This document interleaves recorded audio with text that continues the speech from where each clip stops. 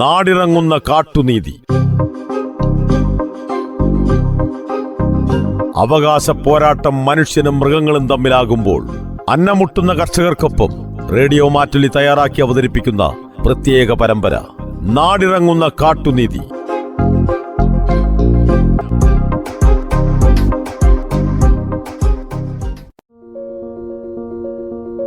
നമസ്കാരം. എല്ലാ പ്രിയ ശ്രോതാക്കൾക്കും നാടിറങ്ങുന്ന കാട്ടുനീതി എന്ന പരിപാടിയുടെ പുതിയൊരധ്യായത്തിലേക്ക് സ്വാഗതം. വയനാട്ടിലെ ജനങ്ങൾ അഭിമുഖീകരിക്കുന്ന ഏറ്റവും രൂക്ഷമായ സാമൂഹിക പ്രശ്നങ്ങളിലൊന്നാണ് മനുഷ്യ വന്യജീവി സംഘർഷം. കാടുവിട്ട് നാട്ടിലേക്കിറങ്ങുന്ന വന്യമൃഗങ്ങൾ കൃഷിയിടങ്ങളും ജനവാസ മേഖലകളും നശിപ്പിക്കുമ്പോൾ പ്രദേശവാസികളുടെ ജീവനും സ്വത്തിനും കടുത്ത ഭീഷണിയാണ് ഉയരുന്നത്. ഈ ഗുരുതരമായ സാഹചര്യവും വടക്കനാട് എന്ന പ്രദേശത്തെ ജനങ്ങളുടെ ആശങ്കകളും പങ്കുവയ്ക്കുന്നതിനായി വടക്കനാട് ഗ്രാമസംരക്ഷണ സമിതി അംഗം ജോസ് CJ നമ്മോടൊപ്പമുണ്ട്. മനുഷ്യ വന്യജീവി സംഘർഷത്തെക്കുറിച്ച് വടക്കനാട് സ്വദേശി ജോസ് CJയുടെ അനുഭവങ്ങളും നിരീക്ഷണങ്ങളും നമുക്ക് കേൾക്കാം. നമസ്കാരം. ഏറെ സ്നേഹത്തോടെ റേഡിയോ മാറ്റുലിയിലേക്ക് സ്വാഗതം ചെയ്യുകയാണ്. ഞങ്ങളുടെ ശ്രോതാക്കൾക്ക് വേണ്ടി ഒന്ന് പരിചയപ്പെടുത്താമോ? എൻ്റെ പേര് ജോസ്. ഞാനിപ്പോൾ കാർപ്പൻ്ററാണ്. പക്ഷേ ഞാനൊരു കർഷക കുടുംബത്തിൽ ജനിച്ചതാണ്. കർഷകൻ്റെ മകനായിട്ടാണ് ജനിച്ചതും. കാർഷിക വൃത്തിയാണ് എനിക്ക് ഏറ്റവും ഇഷ്ടപ്പെട്ടത്. പക്ഷേ ഇവിടുത്തെ ഈ വന്യമൃഗശല്യം കാരണം പൊറുതി മുട്ടിയിട്ട് ഞാൻ മറ്റൊരു തൊഴിലിലേക്ക് മാറിയതാണ്. ചേട്ടൻ ഈ വടക്കനാട് പ്രദേശത്ത് ജനിച്ചു വളർന്ന ഒരാളാണോ അതോ ഇങ്ങോട്ടേക്ക് എത്തിയ ആളാണോ? ഞാൻ ഈ പ്രദേശത്ത് ജനിച്ചു വളർന്ന ആളാണ്. വേറെ എവിടെ നിന്ന് വന്നതല്ല, ഇവിടെ തന്നെ ജനിച്ചു വളർന്ന ആളാണ്. അപ്പൊ ഇവിടെയൊക്കെ ആയിരുന്നു പഠിച്ചതൊക്കെ? ഇവിടെ അടുത്ത് തന്നെ സ്കൂളുകളൊക്കെ ഉണ്ടായിരുന്നു? പഠിച്ചത് 4ാം ക്ലാസ് വരെ ഇവിടെ തന്നെ ഒരു LP സ്കൂളുണ്ട് വടക്കനാട്, അവിടെ പഠിച്ചു. അതിനുശേഷം പിന്നെ ഞാൻ ബത്തേരി ആണ് പഠിച്ചത്. അപ്പോൾ ബത്തേരി അന്നത്തെ കാലത്ത് ഈ റോഡ് സൗകര്യങ്ങളൊന്നുമില്ല. അപ്പോൾ ഇവിടുന്ന് 10 കിലോമീറ്റർ അങ്ങോട്ട് നടക്കണം, തിരിച്ച് അവിടെ നിന്നും 10 കിലോമീറ്റർ നടക്കണം. അപ്പോൾ ഇടയ്ക്ക് നമ്മൾ നമ്മുടെ വടക്കനാട് എന്ന് പറയുന്നത് ഒരു 34 കിലോമീറ്റർ ചുറ്റളവുള്ള ഒരു ദ്വീപ് പോലെയാണ്. ചുറ്റും ഫോറസ്റ്റാണ്. അപ്പോൾ ഈ ഫോറസ്റ്റ് കടന്നു വേണം ഞങ്ങൾക്ക് ബത്തേരിക്ക് പോകാൻ. അപ്പോൾ അന്നും ഈ വന്യമൃഗങ്ങളുടെ ആക്രമണത്തിലൊക്കെ പെട്ടിട്ടുണ്ട്. വളരെ പേടിച്ചും അങ്ങനെ നടന്ന് പഠിച്ചൊരു മനുഷ്യനാണ്. 10ാം ക്ലാസ് വരെ പഠിച്ചിട്ടുള്ളൂ. അങ്ങനെയാണ്. അപ്പോൾ ഈ വടക്കനാട് എന്ന് പറയുന്നത് പണ്ട് തൊട്ടേ വന്യമൃഗശല്യം രൂക്ഷമായിരുന്നൊരു കാലമാണോ അതോ ഇപ്പം അടുത്താണോ ഇവിടെ വല്ലാതെ വന്യമൃഗശല്യം കൊണ്ട് ജനങ്ങൾ പൊറുതിമുട്ടി തുടങ്ങിയത്? അതായത് എൻ്റെ ജീവിതത്തിൻ്റെ ഇടയിൽ ഞാൻ പറയുകയാണെങ്കിൽ ഒരു 30 വർഷം മുമ്പ് ഞങ്ങളുടെ ബന്ധുക്കളൊക്കെ പല നാട്ടിൽ നിന്ന് ഇവിടെ വരും. അപ്പോൾ ഒരു മാനിനെ പോലും അവർക്ക് കാണാൻ വേണ്ടി ഈ ഫോറസ്റ്റിൽ കൂടെ ഒക്കെ കയറി ഇറങ്ങി നടന്നാൽ പോലും കാണില്ലായിരുന്നു. അത്രയ്ക്ക് അപൂർവമായിട്ടേ മൃഗങ്ങൾ ഉണ്ടായിരുന്നുള്ളൂ ആ കാലത്ത്. ഇപ്പോൾ എനിക്ക് തോന്നുന്നു ഈ വന്യമൃഗശല്യം ഇത്രയും രൂക്ഷമായത് എനിക്ക് ഈ ഒരു 10 വർഷത്തിൻ്റെ ഉള്ളിലാണ്. 10 വർഷത്തിൻ്റെ ഉള്ളിൽ എന്ന് പറഞ്ഞാൽ കടുവാശല്യം, ആനശല്യം, അതുപോലെ എല്ലാ മൃഗങ്ങളും, പിന്നെ കുരങ്ങ്, മാന്, എല്ലാ മൃഗങ്ങളും കണ്ടമാനം വർദ്ധിച്ചിട്ടുണ്ട്. അതായത് നമ്മുടെ ഈ വന്യമൃഗ സംരക്ഷണം വന്നതിന് ശേഷം പിന്നെ ഇവിടെ നിന്ന് ഈ തോക്ക് കാര്യങ്ങളൊക്കെ എല്ലാവരെയും ചാരിച്ചു. അതൊന്നും പിന്നെ ഇവിടെ ആവശ്യമില്ലെന്ന് പറഞ്ഞ് എല്ലാം പിടിച്ചെടുക്കുകയും കൊണ്ടുപോവുകയും ചെയ്തു. അപ്പോൾ ആ കാലത്തൊക്കെ ഇതിന് ചെറിയൊരു വേദന തെറ്റിച്ച് കാട്ടിലേക്ക് കയറ്റി വിടുമായിരുന്നു. പിന്നെ മാത്രമല്ല സത്യത്തിൽ എണ്ണം പെരുകി എന്നുള്ളതാണ് ഇതിൻ്റെ യാഥാർത്ഥ്യം. അതായത് അന്നത്തെ ഒരു 50 ഒരു 75% ഇത് വർദ്ധിച്ചിട്ടുണ്ട്. അപ്പോൾ ഒരു കാടിന് ഉൾക്കൊള്ളാൻ പറ്റാത്തതിനേക്കാൾ കൂടുതൽ ഇത് എണ്ണം പെരുകി. അങ്ങനെ എണ്ണം പെരുകിയതുകൊണ്ട് കാടിന് ഉൾക്കൊള്ളാൻ പറ്റാത്ത മൃഗങ്ങൾ നാട്ടിലേക്ക് കടന്നു വരികയും പിന്നെ കാട്ടിൽ ഭക്ഷണമില്ല, അതിനുള്ള കാലാവസ്ഥാ വ്യതിയാനം, ഇതെല്ലാം ബാധകമാണ്. അങ്ങനെയാണ് ഇപ്പോൾ അതിരൂക്ഷമായ ശല്യമാണ്. ഇപ്പം മുറ്റത്ത് വരെ ഈ സാധനം രാവിലെ പല്ല് തേക്കാൻ വരുമ്പോൾ മാനിനെയും മയിലിനെയും കണി കണ്ടുകൊണ്ടാണ് ഞങ്ങൾ എഴുന്നേക്കുന്നതും വരുന്നതൊക്കെ. രാത്രി പുറത്തിറങ്ങാൻ സാധിക്കില്ല നമുക്ക്. അപ്പോൾ ചേട്ടൻ ചെറുപ്പം മുതലേ ഇവിടെ ജനിച്ചു വളർന്ന ഒരാളാണ്. ഈ വടക്കനാട് പ്രദേശത്തിന് വന്നിരിക്കുന്ന ഒരു മാറ്റങ്ങൾ ഭൂപ്രകൃതിയിലും പ്രദേശത്തും നമ്മളുടെ ഉപജീവന മാർഗങ്ങളിലും ഒക്കെ എങ്ങനെയാണ് ആ ഒരു കാലത്തെയും ഈ ഒരു സമയത്തെയും ഒന്ന് താരതമ്യപ്പെടുത്താൻ പറഞ്ഞാൽ എന്താ പറയുക? ആദ്യകാലത്ത് എൻ്റെ ജീവിതത്തിൽ ഞാൻ അറിയപ്പെടുന്ന ഒരു 86 കാലഘട്ടത്തിലാണ് ആദ്യമായിട്ട് ഒരു ക്യാൻസർ രോഗി ഈ വടക്കനാട് ഉണ്ടായത്. അതിനു മുമ്പ് ക്യാൻസർ എന്ന് പറയുന്ന ഒരു സംഭവം ഇവിടെ ഇല്ല. രോഗികളും വളരെ കുറവാണ്. അന്ന് അതിൻ്റെ മെയിൻ കാരണം എന്ന് വെച്ചാൽ അന്ന് കപ്പ, കാച്ചിൽ, ചേന, ചേമ്പ് എല്ലാ സാധനങ്ങളും ഞങ്ങൾക്ക് കൃഷി ചെയ്ത് ഇവിടെ തന്നെ ഉൽപ്പാദിച്ച് ഞങ്ങൾക്ക് കഴിക്കായിരുന്നു. അതിനകത്ത് യാതൊരു വിഷവും ചേർത്തിട്ടില്ലായിരുന്നു ആ ഒരു കാലം. അതിനുശേഷം ഞാൻ പറഞ്ഞില്ല, ഈ 10 വർഷത്തിന് ശേഷം അതിനുശേഷം ഇങ്ങോട്ട് നമ്മൾ പല സാധനങ്ങളും പിന്നെ കറി സാധനങ്ങളൊക്കെ പുറത്തുനിന്ന് വാങ്ങേണ്ട ഒരു ഗതികേടിലേക്ക് വന്നു. ഇപ്പോൾ കപ്പ, ചേന, ചേമ്പൊന്നും ഇവിടെ ഇല്ല. അപ്പോൾ അതിൽ നിന്നൊക്കെ ഉള്ള ഈ മായം കലർന്ന ഭക്ഷണം കഴിച്ചത് മൂലമായിരിക്കണം ഈ വടക്കനാട് പിന്നെ ഇപ്പോൾ ഇഷ്ടംപോലെ ക്യാൻസർ രോഗികളുണ്ട്. അതുപോലെ അങ്ങനെയുള്ള കാര്യം. പിന്നെ വികസനത്തിൻ്റെ കാര്യം പറഞ്ഞാൽ ഈ വടക്കനാട് വളരെ വികസിച്ചിട്ടുണ്ട്. എല്ലാ മേഖലകളിലും നല്ല വികസനമുണ്ട്. പിന്നെ ഞാൻ ഈ വയനാട്ടിൽ കറങ്ങി നടന്നിട്ടുള്ളതിൽ ഏറ്റവും സുന്ദരമായൊരു ഗ്രാമം അത് വടക്കനാടാണ്. ഫലഭൂയിഷ്ടമായ മണ്ണ്, ഇന്ന് വരെ ഒരു പ്രകൃതിക്ഷോഭം ഇവിടെ ഉണ്ടായിട്ടില്ല. കാറ്റിൻ്റെ പ്രശ്നമില്ല, മഴയുടെ പ്രശ്നമില്ല, മണ്ണിടിച്ചിലില്ല. അങ്ങനെ ഞാൻ എൻ്റെ അഭിപ്രായത്തിൽ പറയുകയാണെങ്കിൽ കേരളത്തിൽ തന്നെ നമ്പർ 1 സ്ഥലമാണ്. പക്ഷേ ഞങ്ങൾക്ക് ഏറ്റവും വലിയ ദുരിതം എന്ന് പറയുന്നത് വന്യമൃഗശല്യമാണ്. അതല്ലാന്നുണ്ടെങ്കിൽ ഇത് സ്വർഗം തന്നെയാണ്. അങ്ങനെയാണ്. ഇപ്പോൾ നിലവിലെ ഇവിടുത്തെ അവസ്ഥ എത്രത്തോളം ഭീകരമാണ് ഈ വന്യമൃഗങ്ങളെ കൊണ്ടുള്ള? ഇവിടെ നിലവിൽ ഇന്ന് ഞങ്ങൾക്ക് രാത്രി പുറത്തിറങ്ങാൻ പറ്റില്ല. ഞാൻ ഇന്നലെ എനിക്കൊരു പരിപാടി ഉണ്ടായിരുന്നു ബത്തേരി, പിന്നെ ഒരു ഹോട്ടലിൽ വെച്ച് ഒരു പെയിന്റ് കമ്പനിയുടെ ഒരു ക്ലാസ് ഉണ്ടായിരുന്നു. പക്ഷേ ഞാൻ പോയില്ല. പോകാത്തതിൻ്റെ കാരണം 9 മണിയായതിനു ശേഷമാണ് അവിടെ നിന്ന് ക്ലാസ് കഴിഞ്ഞ് തിരിച്ചു വരാൻ പറ്റുള്ളൂ. അപ്പോൾ ഈ വനം കടന്ന് ഇങ്ങോട്ട് വരാൻ പറ്റാത്തതുകൊണ്ട് ഞാൻ പോയിട്ടില്ല എന്നുള്ളതാണ്. അതായത് രാത്രി ഒരു 6-7 മണി കഴിഞ്ഞാൽ ഞങ്ങൾക്ക് പുറത്തേക്ക് പോകാൻ പറ്റില്ല. അതുപോലെ 7 മണിക്ക് മുമ്പ് പിന്നെ വീടാണേണം. ആ ഒരു പരിസ്ഥിതിയിലാണ് ഇപ്പോൾ പേടിച്ചാണ് ജീവിക്കുന്നത്. പിന്നെ ഞാൻ തന്നെ എൻ്റെ മുമ്പിൽ കടുവ ചാടിയിട്ടുണ്ട്. ഭാഗ്യം കൊണ്ട് രക്ഷപ്പെട്ടതാ 1-2 തവണ. അങ്ങനെ ആന ഈ ഒരു മാസം മുമ്പ്, 1 മാസമായിട്ടേ ഉള്ളൂ, വഴിയിൽ നിന്ന് ആന പിന്നെ എൻ്റെ നേരെ വരികയും ഞാൻ ബൈക്കിലാണ് പോയിക്കൊണ്ടിരുന്നത്. പെട്ടെന്ന് ബൈക്ക് കാട്ടിലേക്ക് ഓടിച്ച് കയറ്റിയാണ് ഞാൻ രക്ഷപ്പെട്ടത്. അങ്ങനെ അതിഭീകരമായ ഒരു അവസ്ഥയിലാണ് ഞങ്ങൾ കഴിഞ്ഞുകൊണ്ടിരിക്കുന്നത്. മാത്രമല്ല ഞങ്ങളുടെ ഈ നാടിനിപ്പം പിന്നെ ആരും കാണാതെ പോകുന്ന ഒരു കാര്യം കൂടി ഞാൻ പറയാം. അതായത് നമ്മുടെ ഇവിടെയുള്ള കുട്ടികൾക്ക് പഠിക്കാൻ പറ്റുന്നില്ല എന്നുള്ളതാണ് സത്യത്തിൽ. അതെന്ന് വെച്ചാൽ രാത്രിയായി കഴിഞ്ഞാൽ ഈ പടക്കം പൊട്ടിക്കുന്നത് കേൾക്കുമ്പോൾ തന്നെ ഞെട്ടി എഴുന്നേക്കും, അടുത്ത പറമ്പിൽ ആന വന്നിട്ടുണ്ട്. അപ്പോൾ ഈ ഒരു ഭീകരാവസ്ഥയിൽ ജീവിക്കുമ്പോൾ അവരുടെ മാനസികമായിട്ട് പോലും ഞങ്ങളുടെ പിന്തള്ളപ്പെട്ടു വേണം. കാരണം മാനസികാരോഗ്യം ഇല്ലെങ്കിൽ പിന്നെ എങ്ങനെയാണ് പഠിക്കാൻ കഴിയുക? അവരുടെ ബുദ്ധിയെയും ഇതെല്ലാം ബാധിക്കുന്നുണ്ട്. അപ്പോൾ സാധാരണ ഈ അതിർത്തി പ്രദേശങ്ങളിലൊക്കെ പിന്നെ മറ്റ് രാഷ്ട്രങ്ങളുടെ ആക്രമണം ഉണ്ടാകും. പക്ഷേ എല്ലാ ആക്രമണവും അത് മനുഷ്യനിർമ്മിതമാണ്, അല്ലെങ്കിൽ അത് നമുക്ക് തടയാൻ പറ്റില്ല. പക്ഷേ ഇത് ഗവൺമെൻറ് തടയാൻ പറ്റുന്നൊരു കാര്യമാണ്. ഈ വന്യമൃഗങ്ങളുടെ ശല്യത്തിൽ നിന്ന് ഈ നാടിനെ രക്ഷിക്കുക എന്നുള്ളത്. നല്ല മതിൽ പോലുള്ള അല്ലെങ്കിൽ റെയിൽ ഫെൻസിങ് പോലുള്ള ഫെൻസിങ്ങൊക്കെ ഇട്ടിട്ട് ഈ ജനങ്ങളെ സംരക്ഷിക്കാവുന്നതേ ഉള്ളൂ. അങ്ങനെ ഇവരുടെ ശരിക്കും പറഞ്ഞാൽ മാനസികവും ശാരീരികവുമായിട്ട് ഞങ്ങളിപ്പോൾ വളരെ കഷ്ടത്തിലാണുള്ളത്. അത് എടുത്തു പറയേണ്ട കാര്യം ഞാൻ പറഞ്ഞില്ലേ, ഇപ്പോഴത്തെ കുട്ടികൾക്ക് ഭയങ്കര പേടിയാണ് ഇവിടെ ഉള്ളവർക്ക്.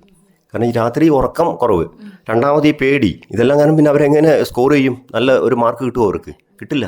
അപ്പോൾ ഞങ്ങൾ ആ തരത്തിലൊക്കെ ഞങ്ങൾ പിന്തള്ളപ്പെട്ടു പോവുകയാണ്. അതിനൊരു പരിഹാരം ഉണ്ടാക്കേണ്ടത് ആരാണ്?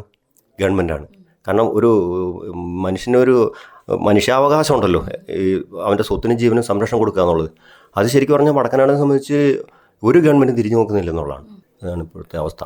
പിന്നെ ഈ നിലവിലിപ്പോൾ കുട്ടികൾക്ക് ചേട്ടനൊക്കെ നടന്നുപോയാണ് ബത്തേരിയിലേക്ക് എത്തിയതെന്ന് പറഞ്ഞില്ലേ, ഇപ്പോൾ വാഹന സൗകര്യങ്ങളൊക്കെ ഉണ്ടോ? മക്കളൊക്കെ എങ്ങനെയാണ് സ്കൂൾ സൗകര്യമൊക്കെ? ഇപ്പം ഞാൻ പറഞ്ഞല്ലോ, വികസനം ഒരുപാട് വന്നിട്ടുണ്ട്, വാഹന സൗകര്യമുണ്ട്. ഇപ്പം എല്ലാ കുട്ടികളും അവരവരുടെ വീട്ടിൽ നിന്ന് സ്കൂൾ ബസ് വന്ന് സ്കൂളിലേക്ക് പോകാൻ തിരിച്ചു വരികയും ചെയ്യുന്നു. ആ കാര്യങ്ങളിലൊന്നും ഒരു ബുദ്ധിമുട്ടുമില്ല. പക്ഷേ ഇവന് വീട്ടിൽ വന്ന് വൈകുന്നേരം കഴിഞ്ഞാൽ പഠിക്കാൻ പറ്റില്ല. പഠിക്കാനിരിക്കുമ്പോഴത്തേക്കും ആന പറമ്പിൽ വരും. അപ്പോൾ അതിൻ്റെ പുറകെ പിന്നെ കാരണന്മാരെല്ലാം പോവും, ഒച്ചപ്പാടായി ബഹളമായി. ഇത് ആന ചിലപ്പോൾ വീടിൻ്റെ വാതിൽ ചവിട്ടി പൊളിക്കും. അത്രയും അപ്പോൾ ഉറക്കം ശരിയാവുന്നില്ല. ഈ ഭയപ്പാടിൽ നിന്ന് ഒരിക്കലും മോചനമല്ലല്ലോ. അതുകൊണ്ട് തന്നെ അവന് ഇത്രയും സൗകര്യങ്ങളുണ്ടായിട്ടും പഠന നിലവാരം കൂടുതൽ മെച്ചപ്പെടുത്താൻ സാധിക്കുന്നില്ല. ഇവിടെ ഇപ്പോൾ സ്കൂളുണ്ടോ വടക്കനാട്? 4ാം ക്ലാസ് വരെയാണുള്ളത്. പഞ്ചായത്ത് സ്കൂളാണത്. 4ാം ക്ലാസ് വരെ ഇവിടെ ഉണ്ട്. അതിനുശേഷം പിന്നെ നമ്മൾ പുറത്തേക്ക് പോകണം. ബത്തേരിയിലാണോ കുട്ടികളൊക്കെ പഠിക്കുന്നത്? ഇവിടുത്തെ ബത്തേരി പഠിക്കുന്നവരുണ്ട്, ഓടപ്പുളത്ത് പഠിക്കുന്നവരുണ്ട്, ചേനാട് എന്ന് വെച്ചാൽ അതും ഒരു ഫോറസ്റ്റ് ഏരിയ കൂടെ പോകേണ്ടത്. ഇപ്പോൾ ചേനാട്ടേക്ക് ആരും പോകുന്നില്ല. ബത്തേരി, കുപ്പാടി, ഓടപ്പുളം അവിടെയാണ്. ഇത്രയും സ്കൂളുകളിലാണ് 4ാം ക്ലാസ് കഴിഞ്ഞാൽ കുട്ടികൾ പോകുന്നത് അല്ലേ? പിന്നെ ഇവർക്കാണെങ്കിലും ഈ വെക്കേഷൻ സമയത്തും പകൽ സമയത്തും ഒക്കെ പുറത്തിറങ്ങി കളിക്കാനും അല്ലേ, ഒരു സഞ്ചാര സ്വാതന്ത്ര്യം എന്ന് പറയുന്നത് നിങ്ങൾക്ക് വളരെയധികം നിഷേധിക്കപ്പെടുന്നുണ്ടെന്ന് തോന്നിയിട്ടുണ്ടോ? ഉണ്ട്. കാരണം ഞാൻ പറഞ്ഞില്ല, ഞങ്ങൾ 86, 85 അല്ലെങ്കിൽ ആ 90 കാലഘട്ടങ്ങളിലൊക്കെ ഞങ്ങൾ ഇവിടെ ഗ്രൗണ്ടിൽ പോയി കളിക്കുമ്പോൾ രാത്രി ഒരു 8 മണിക്കായിട്ടാണ് കളി കഴിഞ്ഞിട്ട് പിന്നെ അന്നത്തെ വായിച്ച പുസ്തകങ്ങളെക്കുറിച്ചൊക്കെ ചർച്ച ചെയ്യും. അന്ന് മൊബൈലൊന്നും ഇല്ലാത്തതുകൊണ്ട് അത്തരം മേഖലകളിൽ പിന്നെ നാടകമായിട്ട് ബന്ധപ്പെട്ട് അങ്ങനെയുള്ള കാര്യങ്ങളൊക്കെ ചെയ്യുമായിരുന്നു, ആലോചിക്കുകയും പറയുകയൊക്കെ ചെയ്യുമായിരുന്നു. പക്ഷേ ഇന്നിപ്പോൾ കളിക്കാൻ പോകാൻ പേടിയാണ്. കാരണം ഈ കളിസ്ഥലത്തിൻ്റെ തൊട്ടടുത്ത് 6 മണിയാകുമ്പോൾ ആന വരും. അപ്പോൾ അതുകൊണ്ട് സന്ധ്യ ആകുമ്പോൾ ഇരുട്ടുന്നതിന് മുമ്പ് കളി കഴിഞ്ഞ് തിരിച്ചു പോരണം. അതും ഒരവസ്ഥ തന്നെയാണ്. അപ്പോൾ ഇങ്ങനെയുള്ള പ്രശ്നങ്ങളെക്കുറിച്ചൊക്കെ നിങ്ങൾ എന്തെങ്കിലുമൊക്കെ പരാതികളൊക്കെ ഗവൺമെൻറ്റിന് സമർപ്പിച്ചിട്ടുണ്ടോ? ഇവിടെ ഒരു കൂട്ടായ്മയുണ്ടോ?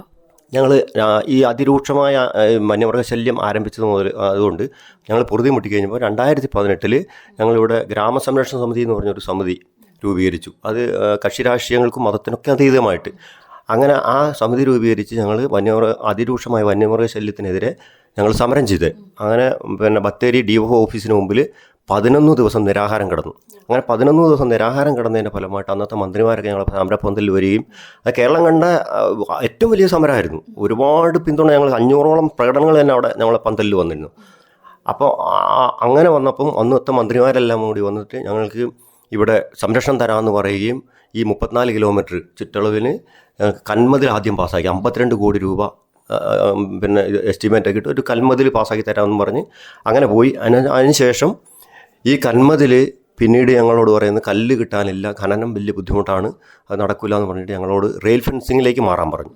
അങ്ങനെ ഞങ്ങൾ മനസ്സോടെ റെയിൽ ഫെൻസിങ്, അങ്ങനെയാണെങ്കിൽ റെയിൽ ഫെൻസിങ്ങിനെ കുറിച്ച് ഞങ്ങൾ പഠിച്ച് റെയിൽ ഫെൻസിങ് ശരിയാക്കി തരാമെന്ന് പറഞ്ഞിട്ട് അതിന് വേണ്ട കാര്യങ്ങൾ DPR ഒക്കെ തയ്യാറാക്കി കൊടുത്തു കഴിഞ്ഞപ്പോൾ അതും കുറേ നാൾ കഴിഞ്ഞപ്പോൾ അവർ പറയുന്നു, ഫോറസ്റ്റ് ഡിപ്പാർട്ട്മെൻറ്റ് എന്ന് പറയുന്നു, അത് റെയിൽവേയുടെ സൈഡിൽ പോലും ഫെൻസിങ് ഇടാൻ റെയിൽ കിട്ടാനില്ല, അത് വലിയ ബുദ്ധിമുട്ടാണ്, പിന്നെ കണ്ടമാനം പൈസ മുടക്കം ഉണ്ട്, 1.5 കോടി രൂപയോളം 1 കിലോമീറ്ററിന് വരും, അതുകൊണ്ട് നിങ്ങൾ അപ്പോൾ ഞങ്ങൾ പാലക്കാട്ടേക്ക് വിളിച്ചു.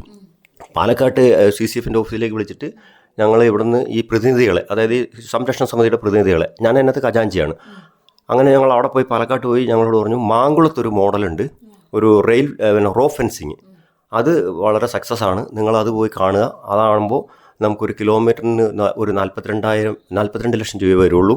അപ്പോൾ അതാണെങ്കിൽ നിങ്ങൾക്ക് ഈ ചുറ്റും 34 കിലോമീറ്റർ പൂർത്തിയാക്കാൻ പറ്റും, നല്ല സംരക്ഷണം കിട്ടും, അത് പോയി പഠിച്ചിട്ട് എന്തെങ്കിലും പോരായികളുണ്ടെങ്കിൽ അതും സമർപ്പിക്കാൻ പറഞ്ഞു. അങ്ങനെ ഞങ്ങൾ ഒരു 7 അംഗ സംഘം അവിടെ മാങ്കുളത്ത് പോയി ഇത് കണ്ട് അവിടുത്തെ പണി ഞങ്ങൾക്ക് അത്ര തൃപ്തിയായില്ല. അപ്പോൾ അതിന് പോരായികൾ എന്താണെന്ന് ഞങ്ങൾ വിലയിരുത്തി പഠിച്ച് അത് അടക്കം റിപ്പോർട്ട് ചെയ്തു. അങ്ങനെ അത് ഇവർ അംഗീകരിച്ചതിന് ശേഷം ഒരു 4.5 കിലോമീറ്റർ ആദ്യത്തെ പ്രാരംഭ നടപടികൾ എന്ന നിലയ്ക്ക് 4.5 കിലോമീറ്റർ ഞങ്ങൾ പാസ്സാക്കി തന്നു. ഒരു 2.42 ലക്ഷം രൂപ അതിനായിട്ട് പാസ്സാക്കി എല്ലാം റെഡിയാക്കി ടെൻഡറായി.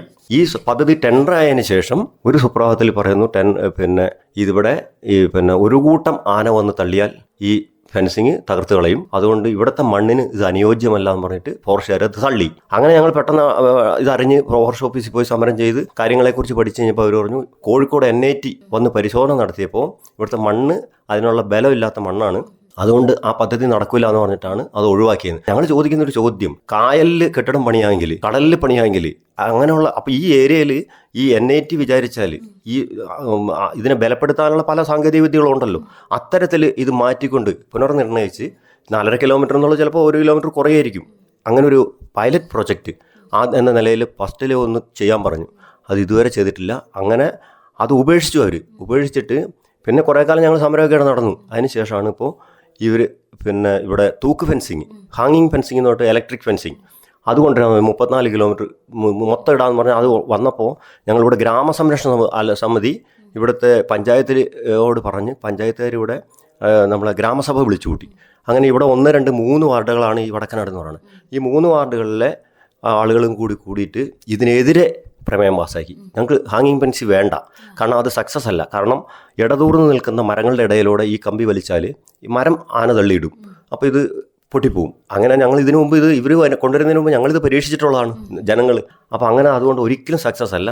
അപ്പോൾ അതുകൊണ്ട് അത് പറ്റില്ല. അല്ലെങ്കിൽ വിസ്ത ക്ലിയറൻസ് നടത്തണം. ഒരു 100 അടി വീതിയിൽ മരങ്ങൾ മുറിച്ചു മാറ്റിയിട്ട് അതിൻ്റെ നടുക്കോടെ ഹാങ്ങിങ് ഫെൻസിങ് ഇട്ടിട്ട് കൃത്യമായി 3 കിലോമീറ്റർ ഒരു ഉദ്യോഗസ്ഥനെ വെച്ച് സംരക്ഷിക്കുകയാണെങ്കിൽ ഒരു പരിധി വരെ ഇത് നിൽക്കും. അപ്പോൾ അവർ പറയുന്നത് വന്യമൃഗ സംരക്ഷണ മേഖലയാണ്, അവിടെ മരങ്ങളെ തൊടാനേ പറ്റും. അപ്പോൾ ഇത് സക്സസ് അല്ല. അപ്പോൾ ഞങ്ങൾ ശക്തമായിട്ട് എതിർത്തു. ഞങ്ങൾക്കിത് വേണ്ട, 1 കിലോമീറ്ററിന് 1 കിലോമീറ്റർ ഞങ്ങൾക്ക് അനുവദിച്ച ഈ റോ ഫെൻസിങ് കൊണ്ടുവരണം, അല്ലെങ്കിൽ കൽമത്തിൽ. ഈ രണ്ടിൽ ഞങ്ങൾ ഉറച്ചു നിൽക്കുകയാണ്. അപ്പോൾ ഞങ്ങളെ പറയുന്നത് കേൾക്കാം, ഈ നാട്ടുകാരെ കേൾക്കാതെ നാട്ടുകാരെ പ്രമേയം പഞ്ചായത്തിൽ പാസ്സാക്കി ഇത് മറികടന്നുകൊണ്ട് ഫോറസ്റ്റുകാർ ഇപ്പം 34 കിലോമീറ്റർ ഈ ഹാങ്ങിങ് ഫെൻസിങ് സ്ഥാപിച്ച് അത് പണി പൂർത്തിയാവുന്നതിന് മുമ്പ് പലയിടങ്ങളിലും ഇത് പറഞ്ഞ പോലെ ആന തകർത്തു. അങ്ങനെ തകർത്താണ് ഇവിടെ ഒരു മനുഷ്യൻ കഴിഞ്ഞ 1 വർഷമായിട്ടില്ല, അവൻ്റെ കൃഷിയിടത്തിലേക്ക് ആന വന്നു എന്ന് പറഞ്ഞപ്പോൾ അവൻ ടോർച്ചടിച്ച് നോക്കാൻ പോയതാ, ഈ ആന വന്ന് അവനെ ചവിട്ടിക്കൊല്ലുകയുണ്ടായത്. അപ്പം അത് തീർത്തും പരാജയമാണ്. ഞങ്ങൾക്ക് ഈ ഹാങ്ങിങ് ഫെൻസിങ് കൊണ്ട് യാതൊരു ഗുണമില്ല, വെറുതെ പൈസ കളഞ്ഞാണ് ഗവൺമെൻറ്. അതാണ് ഇപ്പോഴത്തെ അവസ്ഥ. വന്യജീവി ശല്യം കാരണം കൃഷിയും ജീവിതവും പ്രതിസന്ധിയിലായ വടക്കനാട് പ്രദേശത്തെക്കുറിച്ചാണ് വടക്കനാട് ഗ്രാമസംരക്ഷണ സമിതി അംഗം ജോസ് CJ സംസാരിച്ചത്. വന്യജീവി സംഘർഷങ്ങൾക്ക് ശാശ്വതമായ പരിഹാരം കാണുന്നതിന് വനത്തിന്റെ സംരക്ഷണത്തോടൊപ്പം വനാതിർത്തികളിൽ താമസിക്കുന്ന മനുഷ്യരുടെ ജീവിത സുരക്ഷയും ഉറപ്പാക്കേണ്ടതുണ്ട്. പ്രാദേശിക കൂട്ടായ്മകളും സർക്കാരും വനം വകുപ്പും ചേർന്നുള്ള കൃത്യമായ ഏകോപനത്തിലൂടെ മാത്രമേ ഈ പ്രതിസന്ധിക്ക് പരിഹാരം കണ്ടെത്താനാകൂ. വടക്കനാട് നിവാസികൾ മുന്നോട്ടുവെക്കുന്ന പരിഹാരമാർഗങ്ങൾ കേൾക്കാം നാളെ ഇതേ സമയം.